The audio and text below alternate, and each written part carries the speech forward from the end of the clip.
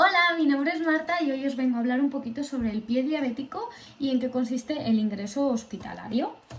En primer lugar, vamos a hablar sobre este pie diabético, vamos a decir qué es, el concepto que tenemos como pie diabético, la educación sanitaria a un paciente con posibilidad de desarrollar este pie diabético y por último una serie de pautas, estos cuidados del pie diabético, de esta higiene, la higiene y el cuidado que debemos de tener eh, para poder controlar este pie diabético. Concepto, ¿qué es el pie diabético? Es una ulceración que se forma en los tejidos del pie de pacientes que tienen diabetes. Pacientes que tienen esta diabetes, ¿vale? Les puede llegar a aparecer estas úlceras en los pies debido a los niveles de glucosa que son inadecuados, los niveles de azúcar inadecuados, descompensados que tienen en la sangre, ¿no? Se convierte en úlcera, llega a convertirse en úlcera el pie cuando no ha sido bien tratado precozmente. Por eso es muy importante las pautas que vamos a nombrar a continuación. ¿Qué educación sanitaria debe de saber un paciente que tiene posibilidad de desarrollar este pie diabético? Pues bien, el pie diabético es el eterno olvidado del cuerpo, es muy importante y muchas veces nos olvidamos del pie diabético y de sus cuidados, del pie en general. Y bueno, la actuación podológica de este pie diabético sobre todo se basa en tres objetivos principales, como son la prevención, es muy importante prevenir antes de que curar, ¿no? La prevención es muy importante, seguir ciertas pautas para que no se produzca estas úlceras en los pies. Debe de tener una buena educación sanitaria, los encargados somos nosotros, los sanitarios, los enfermeros, de dar una buena educación sanitaria a estos pacientes, ¿no? Para que puedan llegar a, a prevenir esta enfermedad, este pie diabético.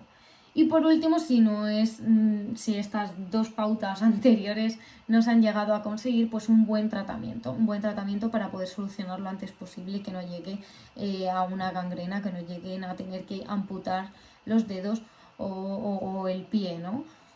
Que no llegue a más.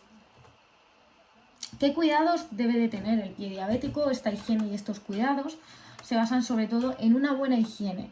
Debemos de realizar una higiene a diario, bien, con una serie de medidas. Por ejemplo, el agua no debe de estar a más de 37 grados, no deben de estar muy caliente, no debemos aplicar mucho calor, que los aseos no duren más de 5 minutos, no se prolonguen en el tiempo, debido a que se puede llegar a macerar la piel, se llega a ablandar la piel y no es bueno para esto. El secado, después de una buena higiene, el secado es muy importante. Bien, debemos de secar siempre por contacto, debemos de secar siempre por toques y nunca realizar una fricción, ¿vale? Es muy importante también prestar atención en la zona entre los dedos, secarlo bastante bien también.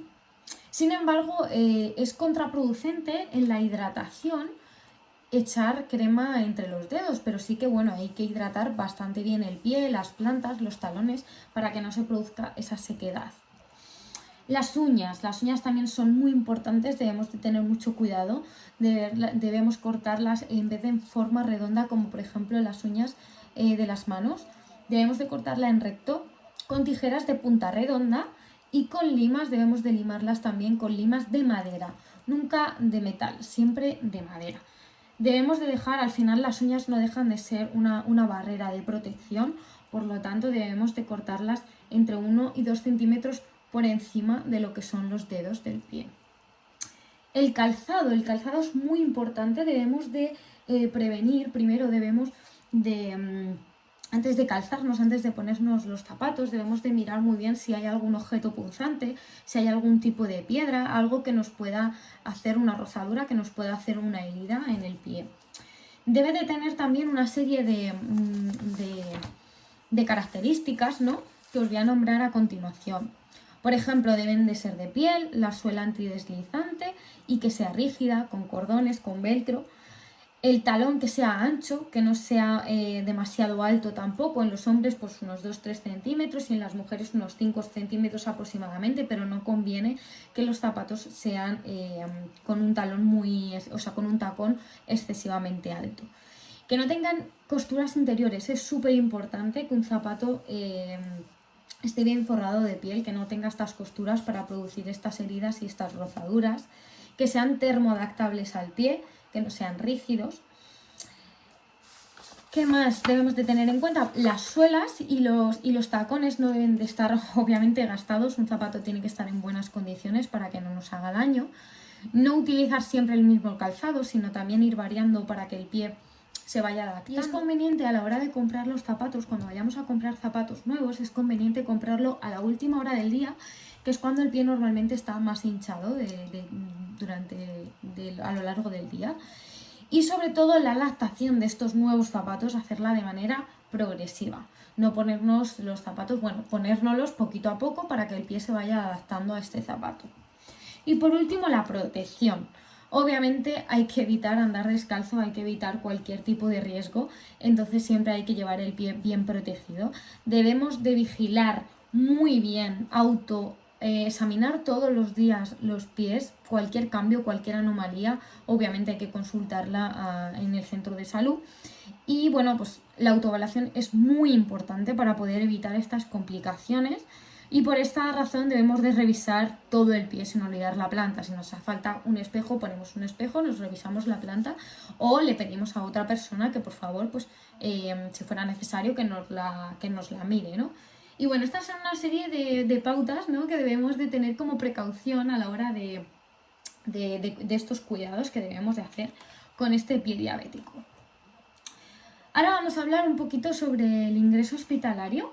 ¿Vale? Vamos a ver qué concepto tiene, los tipos de ingresos hospitalarios que hay y las funciones que tenemos nosotros como auxiliares de enfermería, como TCAES, en relación cuando un paciente ingresa en el hospital. Bien, ¿qué es el ingreso hospitalario? Vale, el ingreso hospitalario es el que comprende una serie de actividades que son técnico-administrativas. ¿Qué objetivo tiene? Pues el objetivo que tiene ingresar a una persona en el hospital es el de poderle brindar esta atención dependiendo de las necesidades o dificultades que presente cada paciente, estos dándoles a través de recursos adecuados y específicos. Surge cuando el paciente requiere de los servicios de medicina interna, de una cirugía, etc., y que necesita permanecer en un hospital a fin de poder recibir un tratamiento para su padecimiento. El paciente puede ingresar, obviamente, por distintas vías, a través de servicio de urgencias, de la consulta externa o un consultorio de especialidades. Como vamos a nombrar a continuación, hay diferentes tipos de ingreso hospitalario. Nos podemos encontrar el ingreso programado, el ingreso urgente y el ingreso intrahospitalario. ¿Qué es el ingreso programado? El ingreso programado es aquel que se realiza cuando el paciente pues, necesita una serie de asistencia hospitalaria anterior al control de su enfermedad en los distintos niveles. ¿Bien? ¿Qué es el ingreso de urgencia? Pues obviamente, como su palabra indica, es urgente, es algo inmediato, es un ingreso que surge por algo inesperado, ¿no? Esto ocurre cuando el paciente necesita una asistencia inmediata, urgente, a causa del surgimiento repentino de una enfermedad grave o de un accidente.